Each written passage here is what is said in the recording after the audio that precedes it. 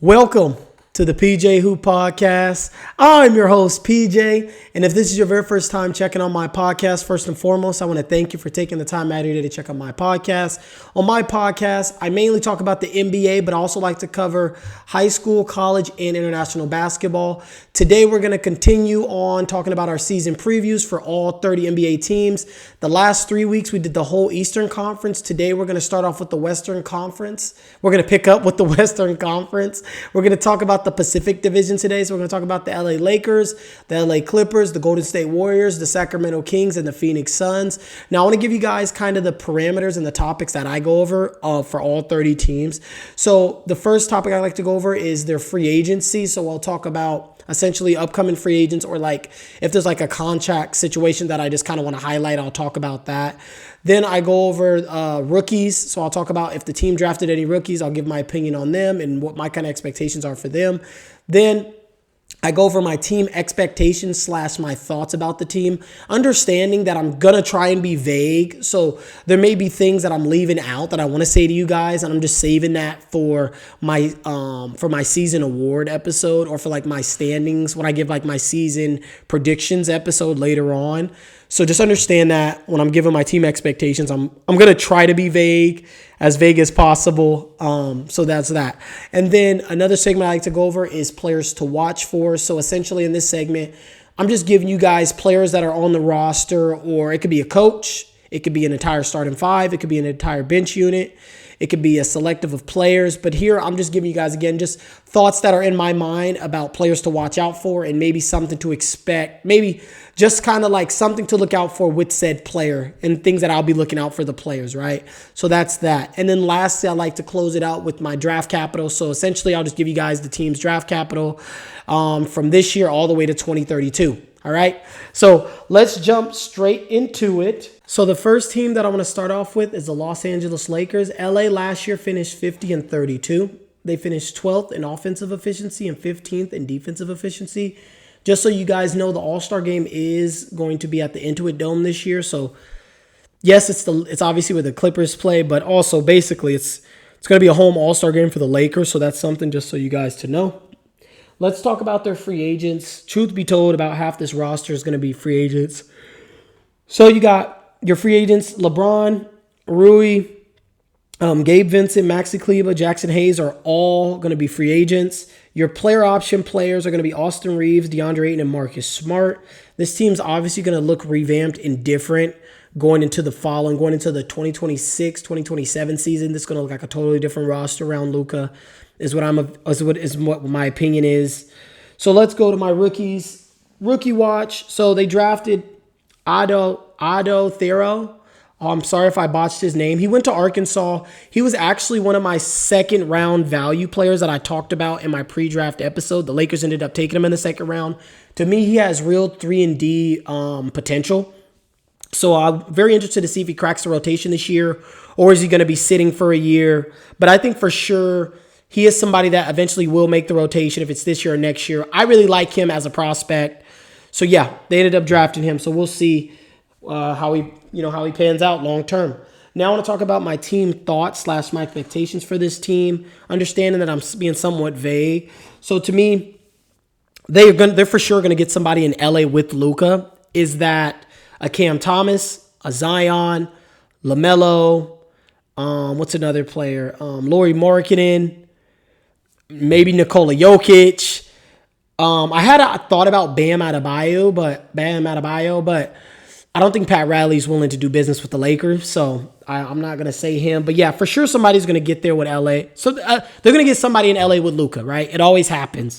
Lakers, sorry about that. Lakers always get somebody, but of course, as well, this is a farewell tour for LeBron. In my opinion, obviously he hasn't announced it yet.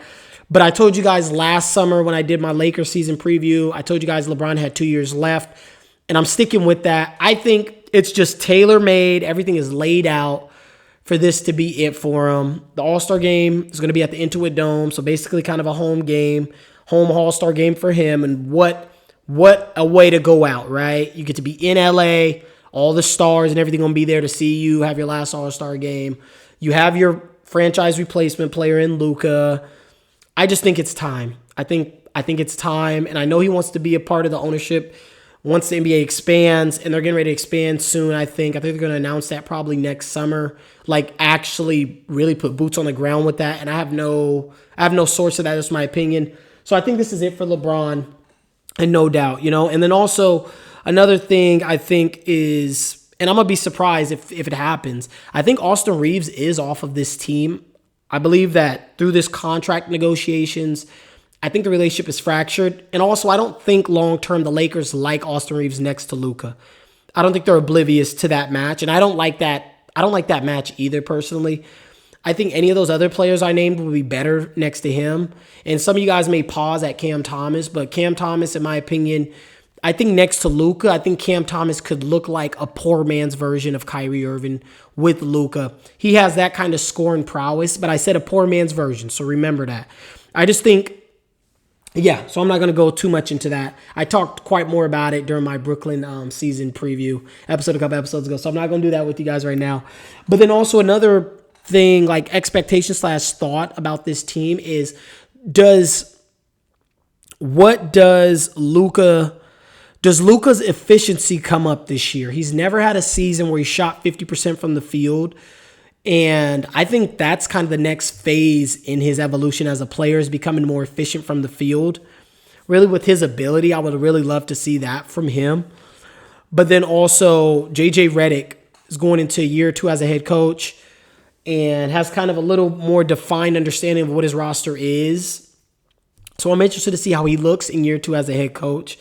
So, but I think also with this team, I think their ceiling as a team, and I'm going to be real with you guys, I would be shocked if they even got here. I think their ceiling is a conference finals, but I would be surprised even if they got that far. So I'm not going to say any much more about that, because again, I'm trying to be vague. I don't want to give away my season predictions. But yeah, so I just want to say that about this team. Let's go to players to watch for. So one, I just named him as Luka. I just want to see Luka announce to the City of Angels that he's arrived and that this is his team. To me, I don't think and this is just my personal opinion, because some of you guys probably have already felt this, that you guys have already seen it from him. But I just want to see that moment, that defined moment in my heart where I'm looking like, yeah, Luka's announced that he's here. This is my city. This is my team. I just want to see that. We know it's his team already. And again, in you guys' opinion, maybe you guys have already seen that moment. And if you have, let me know down in the comment section what that moment was to you. But for me, that moment hasn't came yet where I'm looking like, yeah, this is his stuff, So I want to see that from Luka. But then another player that I'm going to be looking out for is Jake LaRavia. To me, is him solidifying himself as a long-term teammate of Luka. He's on a $6 million contract for 2 years. So I really expect him to shine in his role. And then also, this is his first year. It'll be his first year in his prime. I think he's 24, or he'll be 24. So this is it for me to just be watching what Jake LaRavia does, Another player, and lastly, is Dalton Connect. I'm interested just to see how his minutes looks this year. Does he lose some of his minutes to Jake and to Marcus Smart, or do they stay about the same? I think offensively he was solid as a rookie, but defensively it was kind of hard to watch at times. I'm hoping a year under his belt will really allow him to settle in defensively, and I think it will. I think he'll be better defensively this year, and I think JJ also will have a better understanding on how to use him as a player. But yeah, that's another player that I'm going to be keeping my eyes out for. And let's go to their draft capital. So 2026, they have their own pick. 27, 1 through 4, they keep their own pick. 5 through 30, it goes to Utah. 28 is their own pick. 29 goes to Dallas, and 2030 to 2032 is their own pick. You guys let me know down in the comment section below, what are your thoughts about this Los Angeles Lakers team, and what things will you guys be looking out for with them? The next team that I want to talk to you guys about is going to be the Los Angeles Clippers. The Clippers last year finished 50-32. They finished 14th in offensive efficiency and 3rd in defensive efficiency. And in technical terms, they are going to be the hosting team of this year's All-Star game. So let's talk about their free agents. So James Harden has a player option. John Collins and Chris Paul will be free agents. Bogdanovich,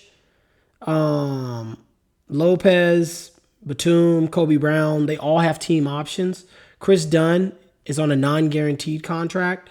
And now let's go to rookie watch. They drafted Yannick. His name is Yannick.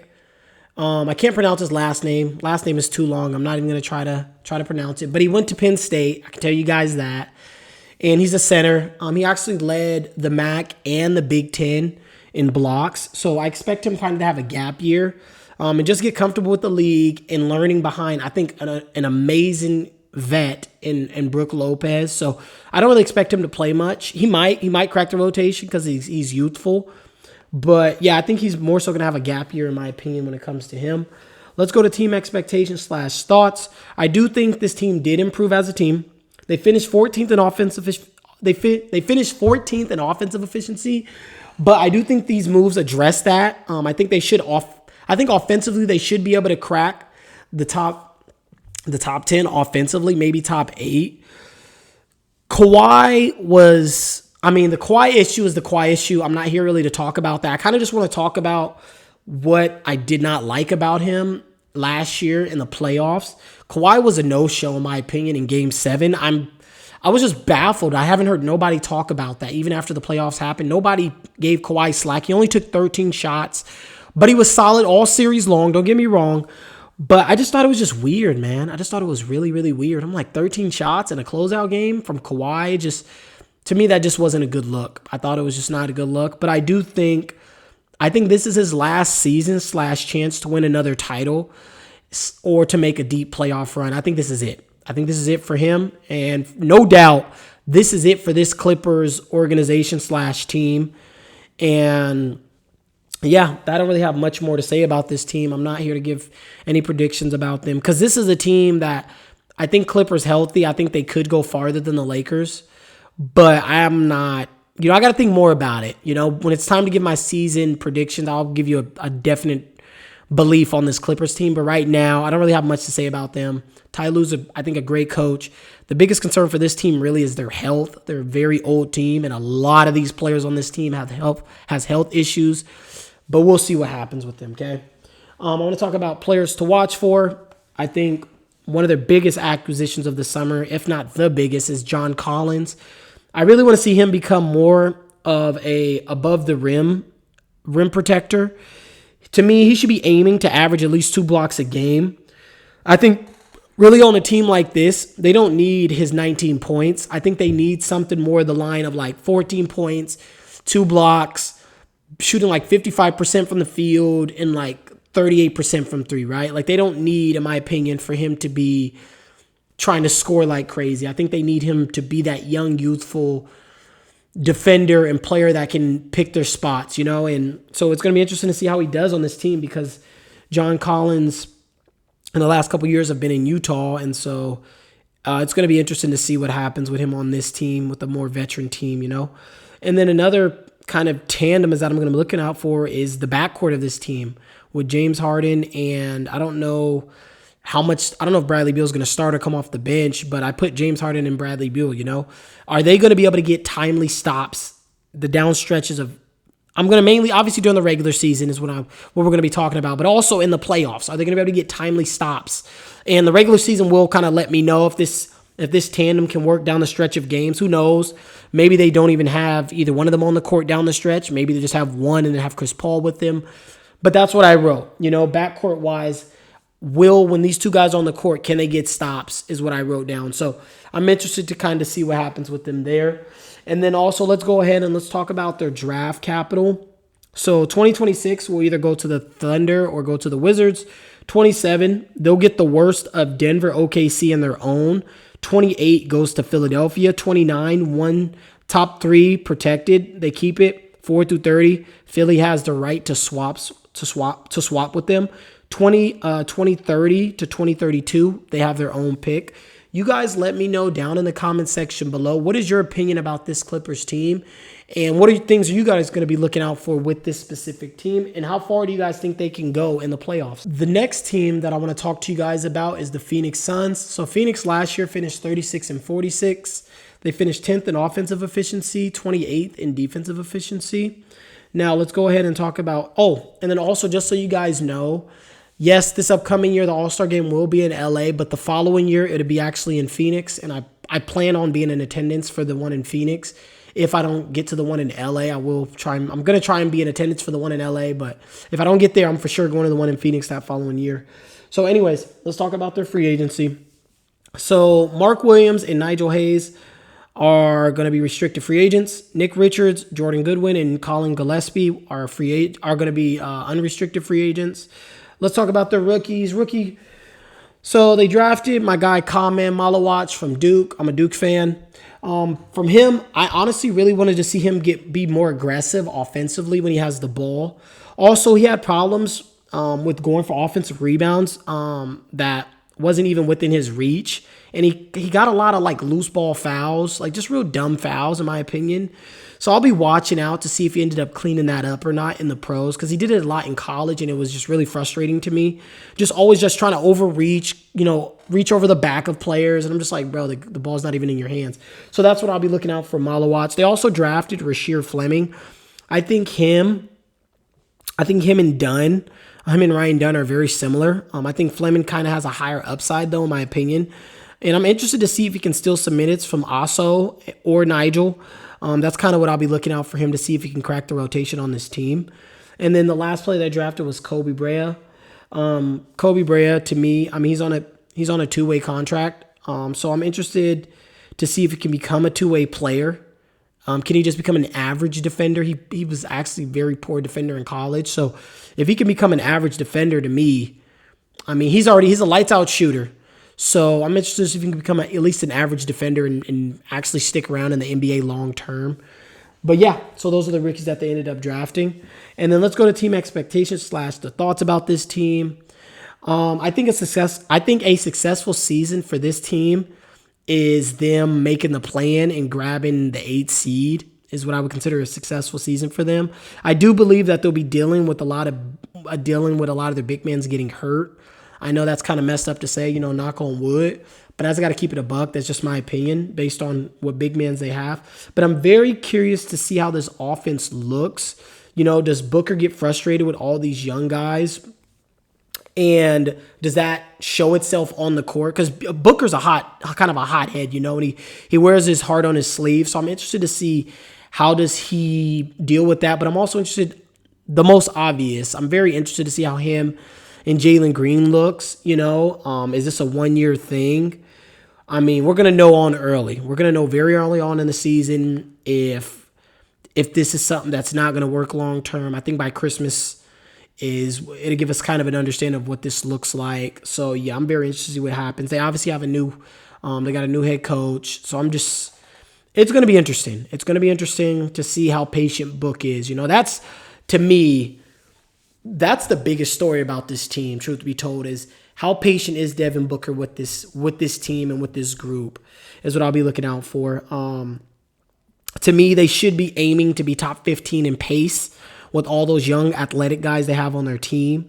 They finished 25th last year, so in defense was 28. To me, they should be trying to aim to be a top 20 defensive team, as that's the goal that they should be having as a team, in my opinion.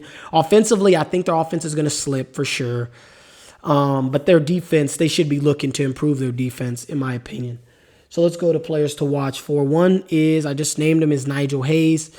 He's been over in Europe. He actually won the 2025 Euro League. He was Euro League champ. They won the Euro League championship. His club did. And he also won Finals MVP.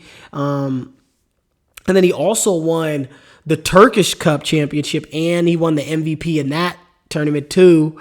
So, and he also has improved his shooting touch quite a bit from college, because in college he shot 66% from the free throw line and only 33% from three. Overseas, his free throw percentage is up to 88%. He shot 3.5 attempts. He shot over 200 free throws being overseas, so a pretty good sample size, and he shot 37% from three. So it's going to be interesting to see. I'm interested to see how he is as a player, if playing in Europe to develop his game. I'm just very interested to see how he looks coming over back to the NBA. And then another player, which I think you guys can agree with me with no surprise, is Jalen Green. Does his efficiency finally take a leap? I talked about this last year to you guys, how I didn't really believe in him, and that I felt like his efficiency was very poor. Is this year that he finally gets there? He shoots 42% from the field right now. He shoots 80% from the free throw line with that athleticism. Does he play more in the mid-range? I seen that he did work out with Devin Booker over this summer. So I'm interested to see if he really adds that to his repertoire. And I think that really could help his game a lot. So I think also him being a year removed from being a dad, because he was newly a dad last season. So, understanding what that entails and having that foundation with his family be a little bit more settled in. I'm just interested to see, is Jalen Green going to be a more mature player now, is I guess what I'm really saying to you guys. So we'll see what happens there. And now I want to talk about the draft capital with you guys. So 2026, the pick basically goes to Memphis. So the Wizards could swap for Phoenix's pick. If the Wizards and Phoenix's pick are both top 8, then the Wizards' top 8 pick would just go to Memphis. So Memphis is going to have another lottery pick regardless. They're going to have another lottery pick. It's going to be interesting to see if they end up having 2 lottery picks, if their pick's going to be a lottery pick and this one. But yeah, anyways, I'll save that. I'll save that for when I get to Memphis, in my opinion about that. But anyways, yeah, so basically the pick is probably going to go to Memphis or the Wizards regardless. 2027, it'll go to Houston, and then their pick will go to Houston, and then they'll receive the worst of Utah, Cleveland, and Minnesota, which is probably going to be in the late 20s. 2028, it's very confusing, but what I got is that Phoenix will get the worst of the Knicks, the Wizards, and Philadelphia, I believe. So 2028 is really, really mucky. I try to understand it, couldn't understand it. 2029, they'll get the most favorable of Phoenix, Dallas, and Houston will go to Houston. Then the other will go to Brooklyn. So Phoenix doesn't have a pick in 29. 2030, they'll get the least favorable of their own, the Wizards in Memphis. 2031 will go to Utah. And 2032 is their own, but it's frozen.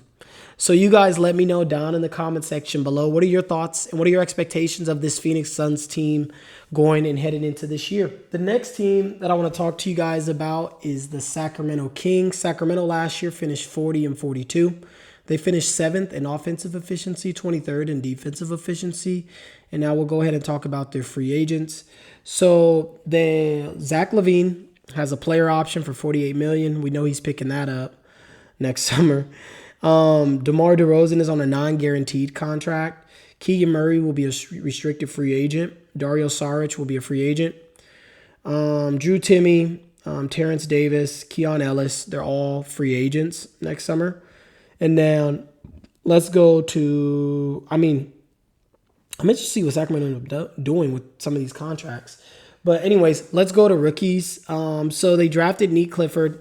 I think he's going to get a lot of playing time on this team, to be honest. I also think he's going to get a lot of opportunities with the ball in his hands in that second unit with Dennis Schroeder. I think he's going to get some playing time on this team, to be honest with you guys. I ain't going to say a lot, but I think he's going to get some minutes. I for sure think he's going to play. And then they also drafted Maxine. I didn't fully write down his name, but I think his last name is Renaud. He went to Stanford. He's a big man. He's a stretch big man from Stanford. I didn't write down his last name. But I think most likely he'll be in the G League. I think best case scenario, he can become like a poor man's, like the older version of Brook Lopez, like what Brook Lopez is now. I think that's like his ceiling, in my opinion. But also I think if he did become that, and let's say he shocks some people, right? It would allow, in my opinion, for Sabonis to play his natural position, which in my opinion has been the power forward, because Maxon, he can shoot threes. Like he's a stretch big man. So, I don't really have much to really say about him, but we'll see. We'll see what happens with him. I told you guys my opinion. We'll see if he can shock the world and really crack the rotation and allow Sabonis to go to his natural position. We'll see. So my team expectations / thoughts about this team. I think this team's best bet is to try to be a lottery team, in my opinion. I think that's their best bet. Because to me, it's like, what's the point of getting to the first round and then getting knocked out in the first round again? Like, this team it's stagnant. It's one of those teams in the NBA, in my opinion, that are just stagnant. They got all the draft capital, so maybe they can attach some of this draft capital and get off of Zach LaVine and try and tank. Try to trade Zach LaVine, try to trade Sabonis, try to trade DeMar DeRozan, and just try to reflush this team. You have your own pick. So in my opinion, I think they really should be trying to, and I think this draft that's coming up, I think it's a good draft to reset. You'll hear me say it a couple times about some of these teams where I'm like, I think they should just reset. Because just based on the players that are coming out next year, I think there's some really good high school, some good college kids that will be coming out next year that I think can be franchise cornerstone players. And I think Sacramento's one of these teams that could really use that reset, in my opinion. So I don't really have much to say about this team. I really think they need to reset, in my opinion. And I will say this. I would be stunned if this is a top 4 team in the West. I will be shocked. I'll be honest with you guys. Because this team I just think there's too much venom in this organization. Like with the makeup of this team, I just think there's too much going on. You're going to have Keegan Murray playing for a contract. You're going to have DeMar DeRozan kind of on a non-guaranteed contract and knowing that he wants to win and really doesn't really want to be there. Then you got Keon Ellis, he's playing for a contract. You got Sabonis wanting to win. There's just so many. I think this just has recipe for disaster written all over, in my opinion. Okay, so let's talk about their players to watch. So I just named one of them is Keegan Murray. Contract year for him. This would be a second year in his prime. So to me, he got to show something. He got to show something, be more aggressive, demand the ball more. I want to see more out of Keegan Murray. Another player is Keon Ellis. To me, I think he's just in jail over in Sacramento. To me, he for sure will leave next summer. To me, he's primed. He's primed to be on a contender next season, I believe. If I'm Sacramento, I'm trading him. I think Keon Ellis is worth the first-round pick. He's one of those players, and like I said to you guys before about Ayo Dosunmu, like to me, Ellis is one of these dudes that just screams rotational player on a championship team. He just gives me that feel. So I just think he's in jail in Sacramento. I think Sacramento should look to trade him, and that's just my personal opinion before they lose him in free agency. Another player I want to talk about is Devin Carter. I'm curious to see what his role is this year on this team, really, since now they got Dennis Schroeder and they got Keon Ellis and they drafted Neek. So I just don't know where he fits. I just don't know where he fits, to be honest, unless they're not going to play Neek, which is possible. Maybe they don't play Neek, or maybe they play all these players. Maybe I'm overthinking it. But I guess in the grand scheme of things, I'm just curious to see what they do with Devin Carter. Is I guess what I'm saying to you guys in the short term. So let's talk about draft capital. 2026, they have their own. 27, they have their own. And they have the Spurs 1 through 16. 2028 to 2030, they have their own. 2031, they have their own. Or they have the swap rights for the Spurs. But they also own Minnesota's pick in 2031. And then 2032, they just have their own. You guys let me know down in the comment section below, like what is your opinion about the Sacramento team? Do you think I'm underestimating Sacramento? Do you guys like the makeup of this team? You guys let me know down in the comment section below. The last team that I want to talk to you guys about is the Golden State Warriors. So Golden State last year finished 48-34. They finished 15th in offensive efficiency and 7th in defensive efficiency. And now I want to talk to you guys about their free agents. So the elephant in the room is obviously Jonathan Kuminga. From what I understand, and just so you guys know, I'm recording this Tuesday, September 23rd. So by the time this comes out, this Jonathan Kuminga thing will probably be solved. But from my understanding and what I read and what I learned about it is that this situation is about to come to a kind of a resolution within the next week.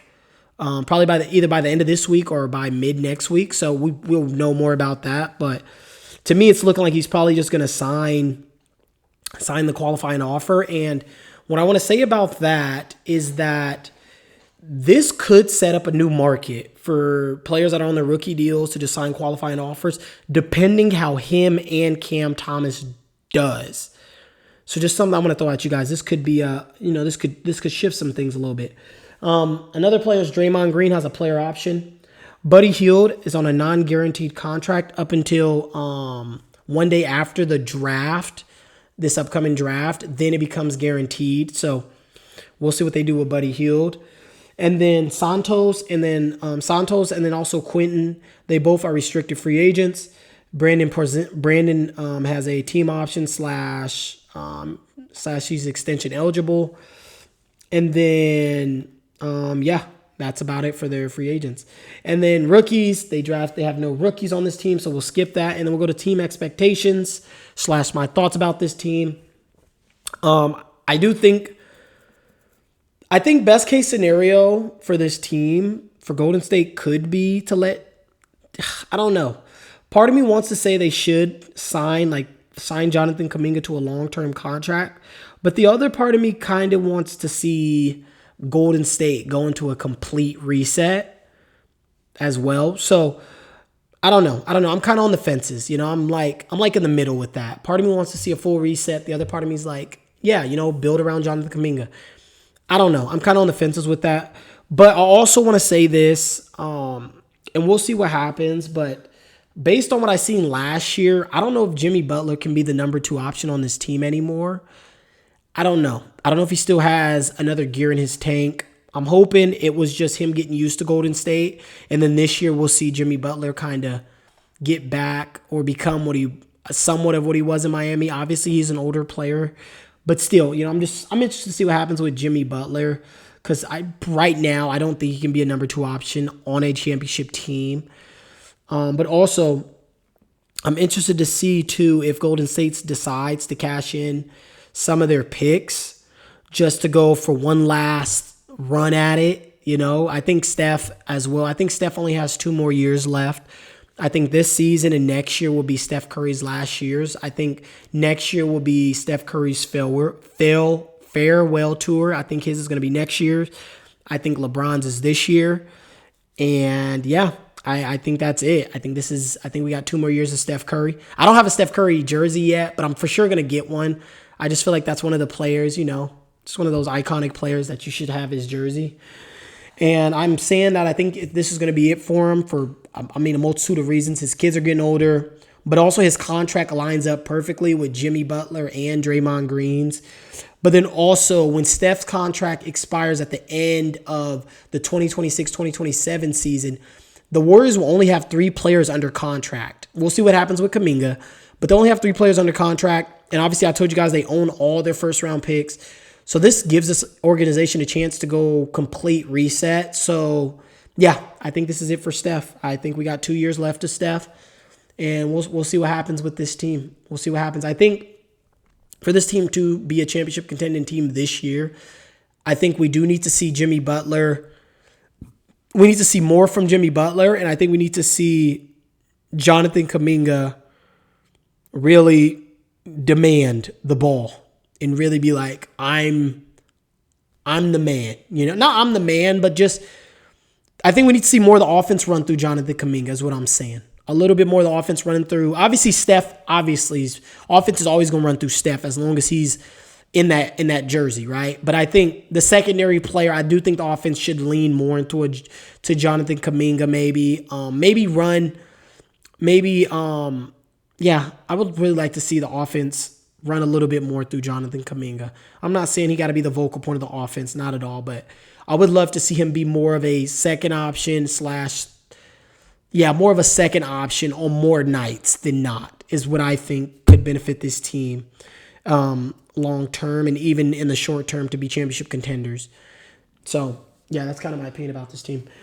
Players to watch for, his guy Santos. I'm very interested just to see what he got in his system. I think the dude can shoot, so I'm interested just to see what he got this season. And then another one is Pods. He's going into year 3 in this offense. Does he become a 16 to 17 point per game scorer? I personally still don't care for him as a starter, but I do respect that he plays very hard and he works hard on his craft. So I do respect him in that aspect. But yeah, I'm interested to see what he looks like in year 3 in this offense. And then last but not least is Moses Moody. Does Moses Moody have another gear? I'm just going to leave it at that. Just does he have another gear as a player? And now draft capital. This team, 26 to 29, they have their own. 2030, their pick is top 20 protected. Otherwise, it goes to the Wizards. 2031 and 2032, they have their own picks. Now, you guys let me know down in the comment section below. What are your thoughts about this Golden State Warriors team? And do you think Steph is going to play beyond his terms on his current contract? Or do you agree with me? Do you think we're heading the twilight time for Steph Curry as an NBA player? You guys let me know down in the comment section below. But I also want to thank you guys for taking the time to watch my podcast. Next week, we'll be picking up with the Southwest Division. And PJ is out.